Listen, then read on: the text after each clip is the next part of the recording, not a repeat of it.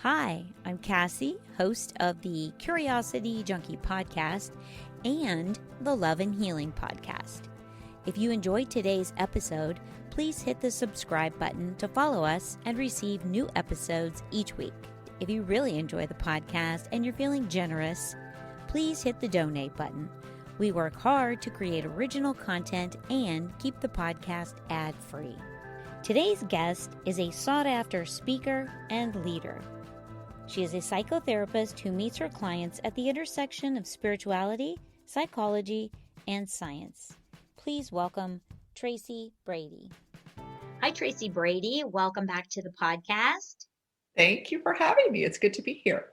Yes, well, I love having you on, and I feel like we have spent a good amount of time in and around the self and self-love, self-acceptance, inner child work. We've talked a lot about those things. I want to move into more like once you feel solid and grounded within yourself, we decide to venture into a relationship. just you saying once we feel solid and grounded within ourselves. Oh Yeah. yeah, that's what we do. We don't go into relationships till we're there, but let's pretend. Yeah. Well, like I said, we feel like Exactly. we're there. Right. It kind of it becomes, I don't want to say challenging, but maybe even a reminder that there's still a lot of work to be done in and around ourselves when we go into a relationship. I always get on here and I'm sharing where I am. Like when we talk about self-love, it's because that's where my brain goes and what I'm working on.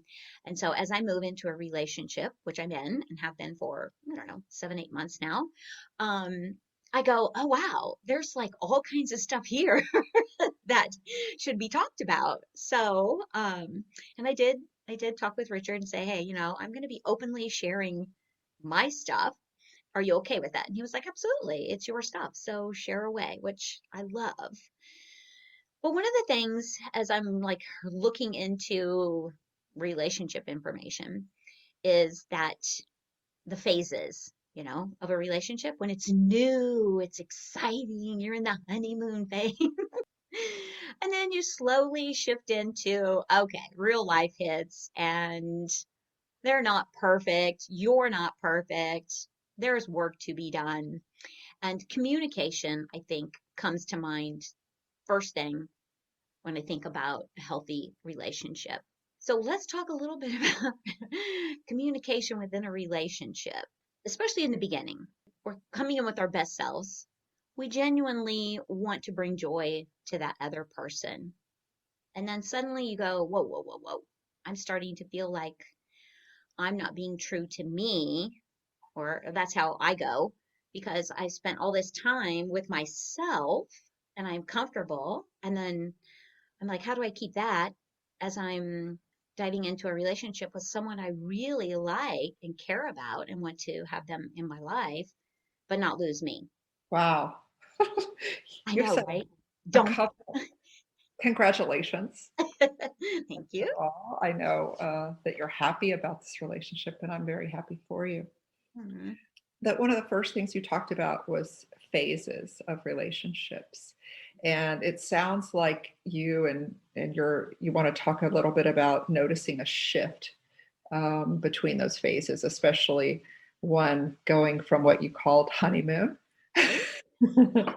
um, and where you are, bringing your best self, trying to bring joy to the other person and to the relationship. Certainly what we're trying to do then is we're trying to make sure they like us, Right, because we like right. them. We don't want to mess up, right? And so then once you start wondering, is this who I really am? Mhm.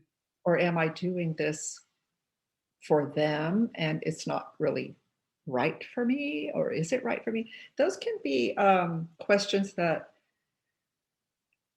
cause us to question whether or not the relationship is good for us, the person is good for us, because we we intuitively want to make sure that we are true to ourselves if we are in the place of, as you said in the beginning, where we are true and grounded and, know ourselves and all that. So, congratulations for people who are aware of that, because that's not always something that we are aware of.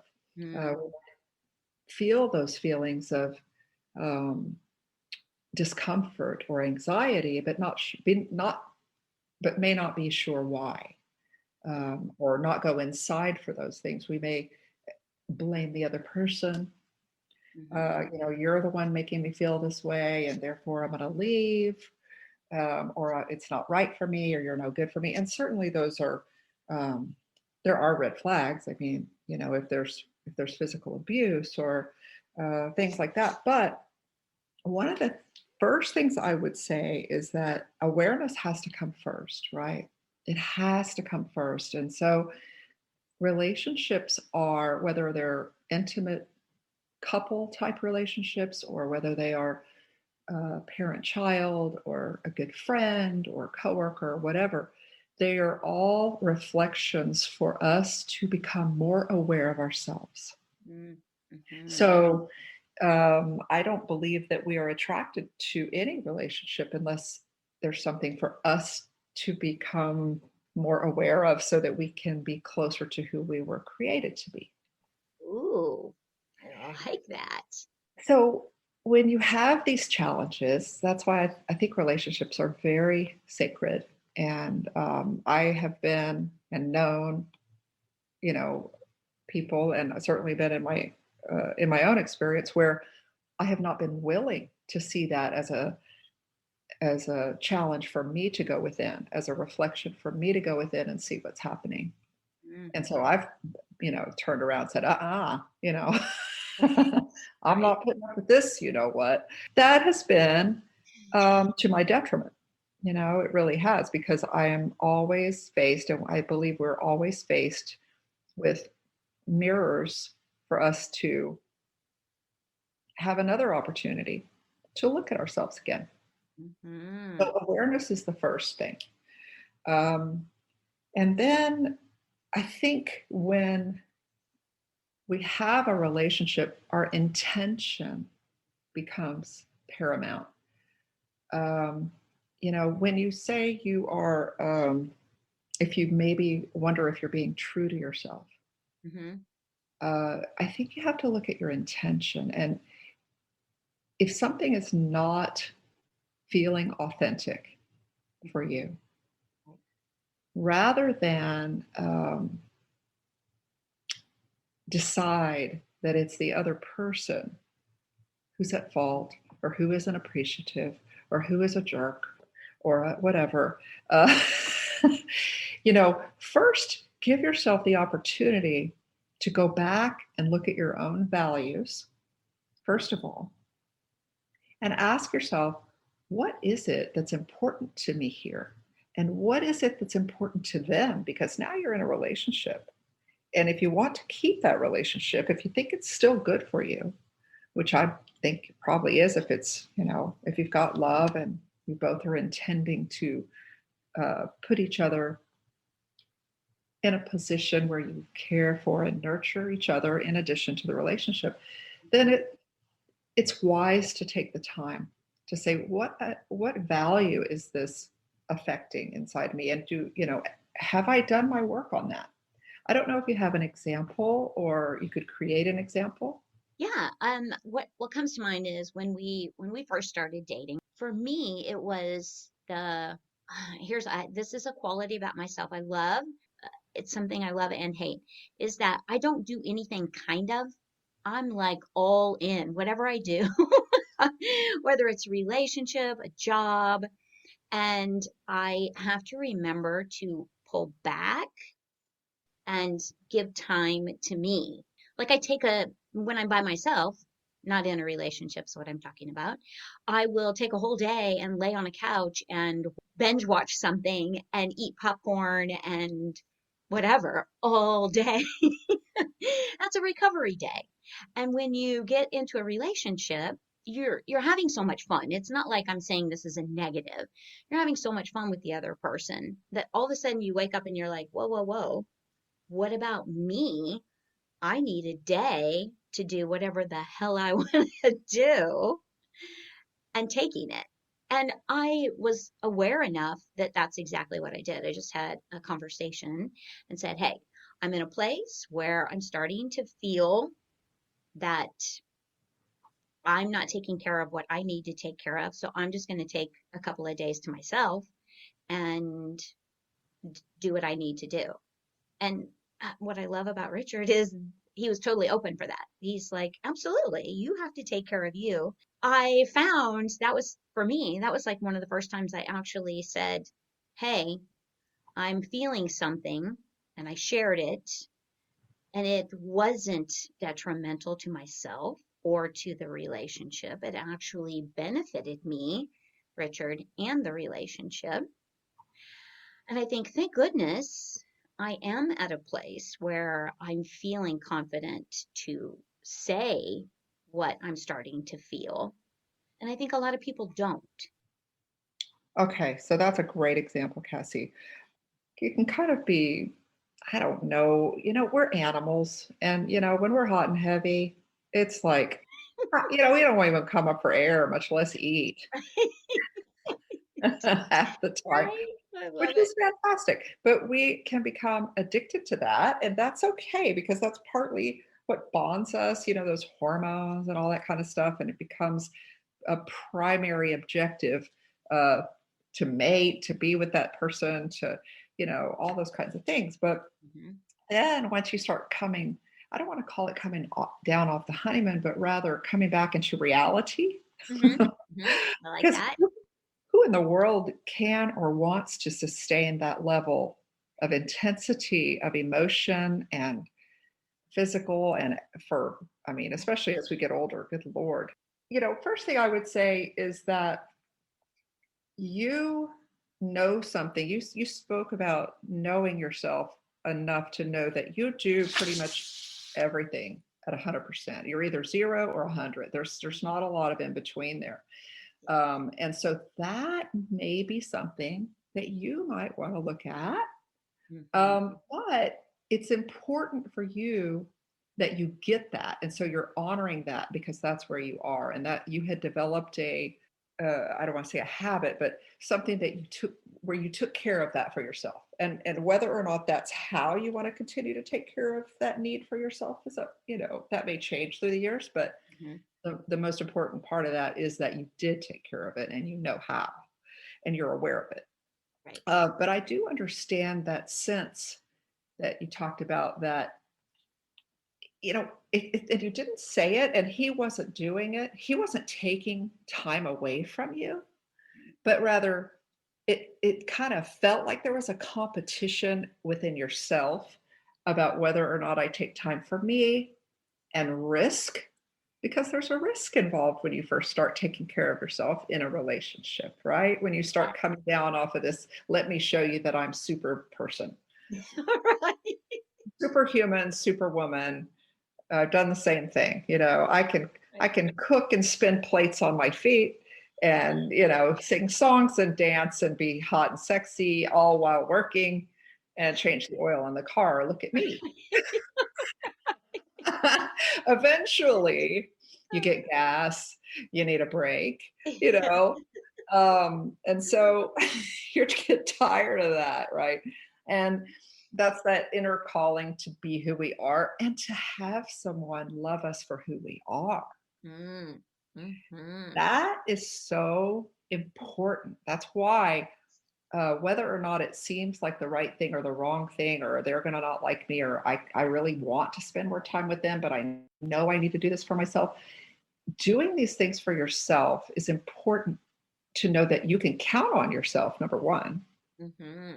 that you know that you're going to come through. It's kind of like a parent saying, you've been outside all day, you've had no Kool-Aid, no water.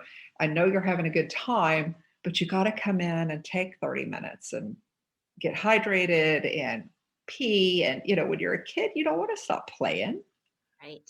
right? But it's good for you.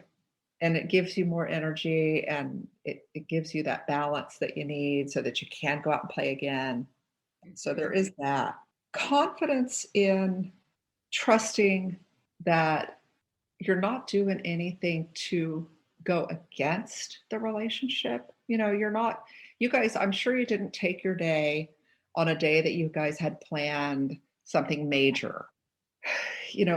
In that way, he is able to trust you that you'll take care of yourself, and he doesn't have to worry about, maybe he was sitting there watching you saying, geez, how does this woman do it? And that's a false presentation, right? Which it's okay, because that's what we do. We falsely present ourselves. You present yourself in such a way that, God, who could resist you?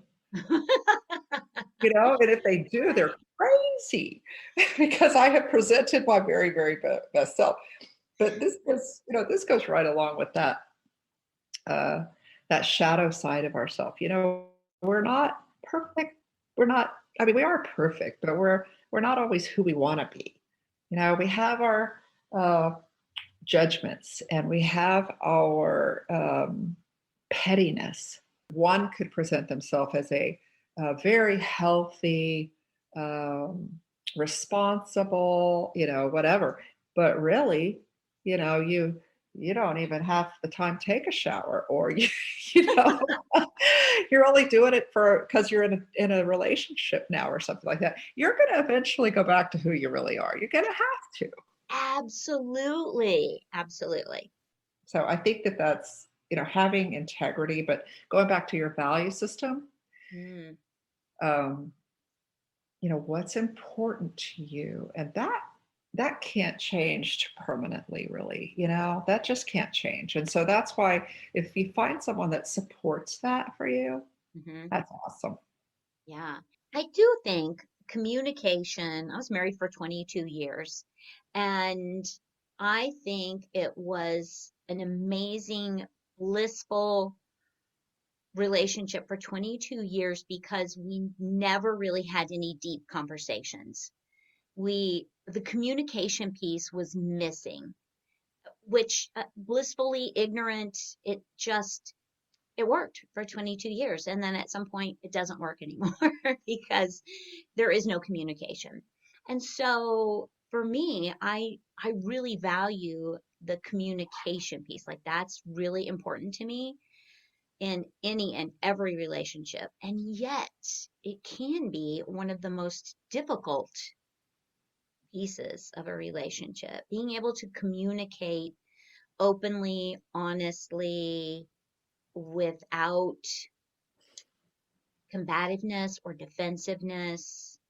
Um, so let's talk about the communication piece in a relationship and ways to communicate healthy. And what I'm first thinking of is when you first enter a relationship, having a conversation about, like you said, values, what's important to you, um, what things interest you, do you have common whatever?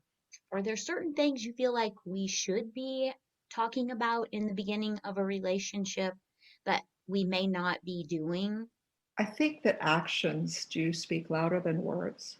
Mm, And I don't want to play down the words, because I'm a big communicator and I talk a lot. And I enjoy listening too. So the verbal is important. That's, mhm, but you can you can tell what's important to you. It's kind of a shortcut, by watching what you spend your time on, and your intentions, and your milieu inside of yourself. What approach do I have to myself and my external world in general? You can see another person's values by what they do, what they spend time with, how they spend their time, what's a priority for them, what their struggles are, that kind of thing. And so, whether or not we have conversations about those initially, I think, going back to the honeymoon phase and want to be yourself, I can make it sound pretty good. right. So you're going to need to watch me Right. over time. That's why that old adage about, don't marry anybody that you haven't watched get really, really sick, Mm. because we're at our most vulnerable when we're ill. People have lives, and sometimes you have enough money, and sometimes you don't, and sometimes you have your health, and sometimes you don't, and sometimes things are going your way politically or socially, and sometimes they're not. So that kind of gives you an idea of what you value, you know. But I think talking about it is kind of I don't know if it's a waste of time, but it's good to communicate. Don't get me wrong, but I think the time to communicate is when you see something that you really like. Mm. You were sick, and I noticed that you still took the time to call your kids. That made me get the idea that even when you may not feel up to it, that you will call me. It made me feel important. That the people in your life don't just go away because you have something to focus on that draws your attention or something like that. Something that you can brag on somebody about, Mm. and give them that affirmation that you see the goodness, because oftentimes we're so wired for the negative. We're so wired to bring up stuff that bothers us that it can become unbalanced. And I know I can look like I'm only finding bad things, Mm-hmm. and that's not true. It's just that um, I want to talk about the bad things. I want to fix them, you know. But the good stuff, it's just like, yeah, it just kind of makes things wonderful, but you don't focus on them. So I think one of the things to talk about and communicate about is when you find something good, and not just telling your partner or your child or whoever you're in the communication with, the relationship with, what you like, but why and how it feels for you, because that is so important. We need to know that we make a difference in our loved ones' lives. So that is one thing I think is important to start a habit of doing. Mm-hmm. Maybe before you go to bed, ask, what brought you joy today? You can learn a little bit about that person that way. Now, the other thing to do is, if you do see inconsistencies in actions and words, that's important. But it may not be time for World War VII, Right. but it may be important enough for you to bring it up. But I would be cautious in doing that, because we can't change other people, Mm-hmm. and other people, we have no ability to do anything about anybody else. We can raise the stakes, we can threaten, we can remove ourselves, but those are things that we do. Not We don't impose change on other people. Right. So I would consider, when you see something that bothers you, when that honeymoon phase starts to wane, uh, to let it be a reflection for you, to go back into that self-awareness and ask yourself, what's going on? Why is this bother me? Uh, is this something that I'm projecting into the future that's going to mean something along that I'm creating this big story around? Mm-hmm. Um, you know, Before you go and start harping on them to change something that's inconsistent with your values, because truthfully, I think one of the things that happens for us is that we connect with people who are complementary to us, Mm-hmm. that they're not necessarily on the same page, that we offer each other a mirror to reflect back to ourselves, to look at that mirror and say, oh, what is it about me that I need to look at, accept? Um, what are my triggers, my perceptions, my issues about this? Because you may think that you're aware of all your stuff, but if you get in a relationship, you're going to be aware of a whole new level, at a whole new level of of what it is that is unhealed in you, what it is that you like, don't like, how you're affected. I mean, it's just a huge, big old ball of twine. That's for us to unravel. That's not for them to unravel. Yeah. Um, later on, maybe you may have to have these conversations, and we can have a conversation about how to bring up those differences and how to respectfully communicate those things. Mhm. I want to ask you, Cassie, when you say you had no communication and it was blissful for 22 years, That might yeah, be an exaggeration.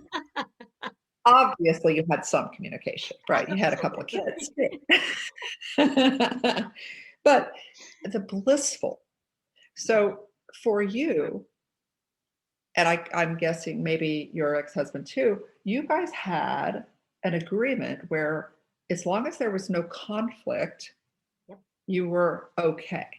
So that would have to mean that you both acquiesced or turned a blind eye or didn't use each other as mirrors, or and I wonder about the intimacy in that relationship, if there was really this deep caring and understanding that can only come from coming together in conflict.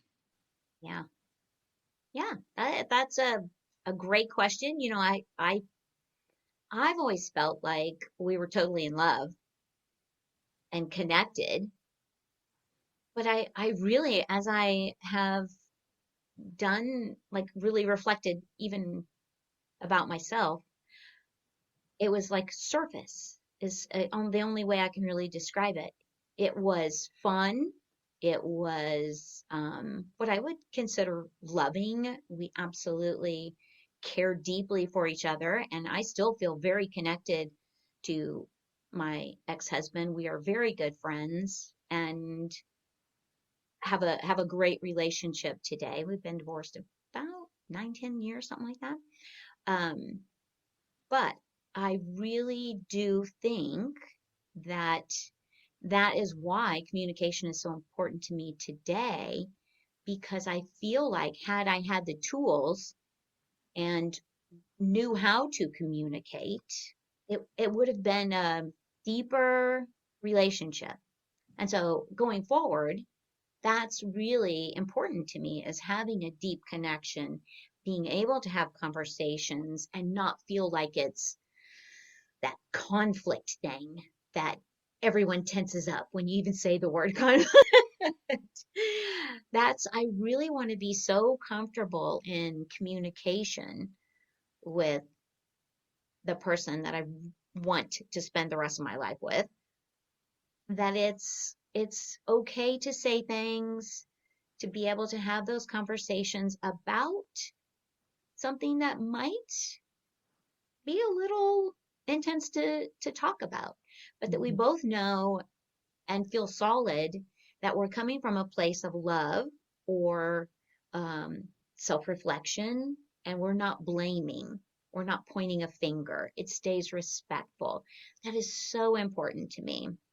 And the Mhm. thing I enjoy about my current relationship is that we have had conversations around this, and that is important to him as well, that it doesn't escalate. Because in the beginning, we did have like one or two little episodes where things escalated. And my go to in those moments is shut down, stop talking, pull away, right? And I think I would say that's probably common for most people because we don't know how to deal with conflict, or we feel like someone's escalated. I don't know that I have the skills to bring them back to a place where we could sit and have a conversation. Mhm. So it's sometimes I do feel like maybe it is not a bad thing to just pull away. But as we have furthered our relationship and been able to have conversations about those moments, and neither one of us want conflict, but we know that there's no way you're not going to have conflict. We are human beings. We do not always get along, and that is okay. So you've come from a place of recognizing that although your marriage was good and you enjoyed it and you had a great time and you felt it was mutually loving, that it wasn't the kind of environment, either from your side or maybe your ex-husband's side, where you either of you felt comfortable bringing up anything that might have been of difference. Yeah. Yeah. That somehow Absolutely. Yeah. you remarkably took care of it. I don't know how in the world you did that without talking about it. Um, but I'm Well, guessing there was probably a lot of swallowing things um, that you didn't want to swallow, and he probably did the same. So, absolutely. Both and sides. Hmm. and that, that can breed a lot of resentment, and so congratulations on maintaining a loving relationship and mutually respectful. It sounds like um, you are in a relationship where that's not occurring, that you're actually in partnership with someone who is aware and comfortable with having those difficult conversations, and that both of you are kind of testing the waters to make sure that it's safe. Hmm. And that's fantastic, because it's like, you're at the pool and you're not sure how deep it is, but you watch other people go off the diving board. You kind of like test the water, make sure it's not too cold, make sure nobody's going to laugh at you, make sure, because it's vulnerable Oh, yes. to speak and share how we think and how we feel, and things that could be questioned and things that we know are not necessarily shared maybe with someone else. Coming from a place of understanding and awareness of your own values and intentions about for yourself. Just an example. Maybe you're married and you've got a couple of kids, and there's a safety issue with one of the children playing outside, and you have to bring yourself to a place where what is it that's going on here with me? This is a safety issue for my child that I am responsible for. It's not, let me judge you as bad, or let me say that you're ridiculous for not seeing it, or anything like that. You can come from a place that says, I know that you care about our children. I care about our children, their safety. If you could help me understand how it's, so I can feel like I'm doing my job of keeping my child safe, fine. But otherwise, I'm going to have to change something about this so that I can be okay. It's not about judging you, that you're any other way. This is a value that I have noticed in myself that I can either live with or can't live with. I know this is silly, but it's like, you got to pick your battles. Mm-hmm. And so often we are so trigger happy to, number one, not see the good. Hey, you've made us a great home. The kids have a place to play. I'm so happy to share, the safety of our children with somebody who cares about them as much as I do. Looking at all the good stuff, but we're so trigger happy and trying to protect what we think is our own risk, or something's going to happen to us down the line, or something. We lose our sense of overall picture, and we get so narrow focused and our brains just go crazy. Mm-hmm. But what we truly truly want, and if you can remember the intention to bring a sense and an environment of loving care as much as you can. I feel like a hypocrite saying this because I just don't do it well.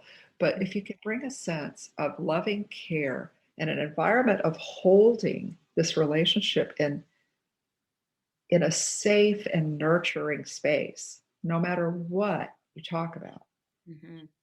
then I think you can move through these things with ease and deepen that connection to where you can become intimate, more intimate. Into intimacy is into me see.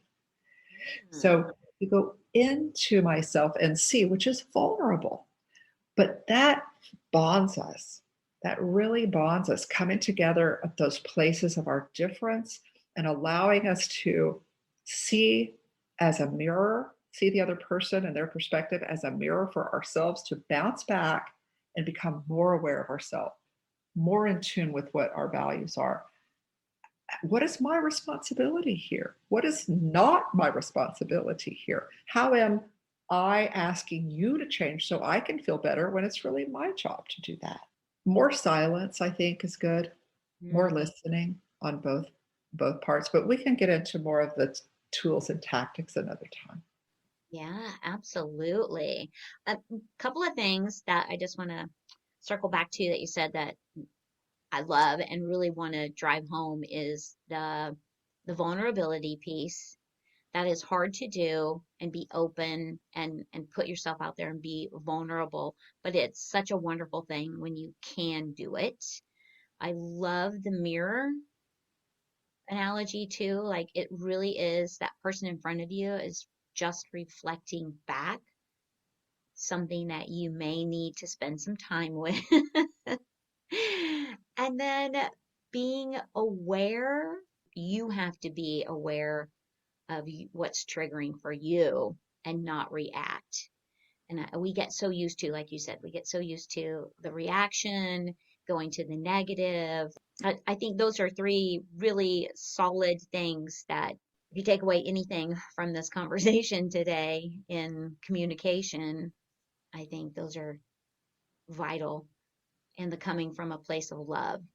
There's certainly a mystery when we are in touch with our own vulnerability and ground ourselves enough to open a safe place for another person's vulnerability to be.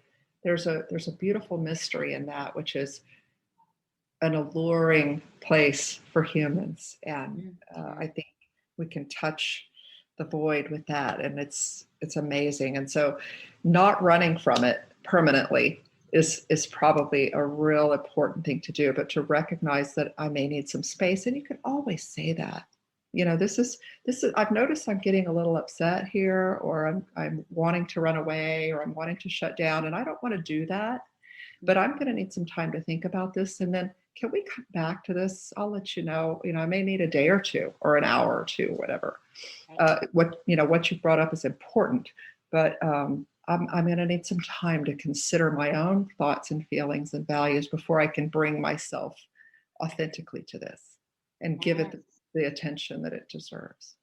absolutely. And that is so important, I think, being able to say that and be secure that it's not going to hurt the relationship. It's actually going to help it. And if it doesn't, or that other person reacts in a negative way, I think that's also a sign and a whole different conversation. And we'll talk about that. I do, for everybody out there, I really, Tracy and I have been talking that we want to do quite a bit around relationships because we have spent a lot of time on the self piece, and the self will always show up in relationships. And so I think it's important to kind of dive into the the self in a relationship and how we react. So, we're going to be spending a lot of time having conversations in and around relationships, communication.